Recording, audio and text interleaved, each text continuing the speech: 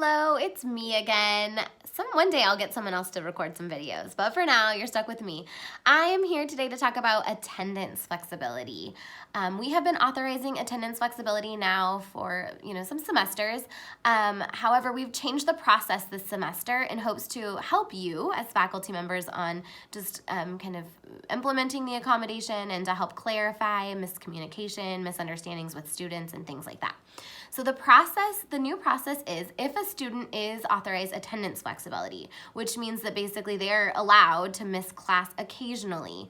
Again, we're talking about a reasonable accommodation. We're not talking about missing class multiple times, 50% of the semester they miss. Like, we're not talking about that. We're not talking about coming to class, every single class late. Those types of things are not reasonable. We're talking about occasional absences and what that looks like. Basically, we don't want to penalize a student that has a disability that affects their attendance from time to time because they have that disability.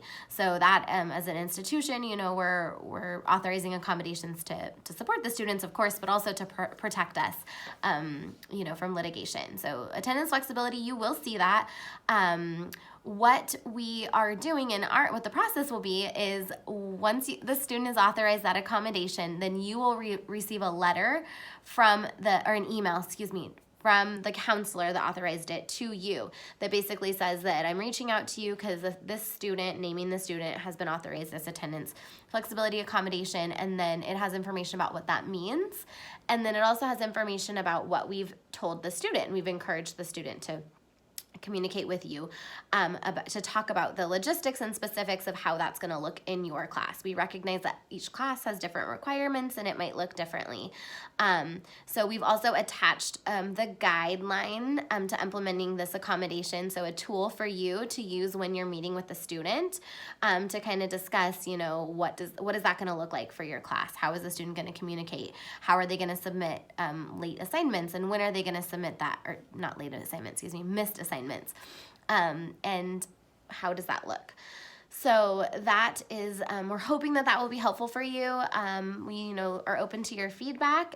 We take your feedback into consideration as we change our processes and improve our policies and processes for students and for you.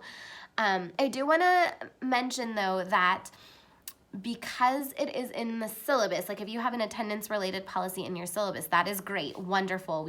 That's helpful for students and a good tool and guide. If it's an accommodation, though, it is an exception to your policy in the syllabus. So just because you have it in your syllabus doesn't mean that this wouldn't apply to the student. The accommodation would take precedence over the syllabus policy, but you still can implement that policy with all of your other students. And then again, if there is questions or you feel like the student's missing too much class, we want to get involved. We want to work with you and the student right away. So we're here for you. Hopefully this is helpful. Thanks so much.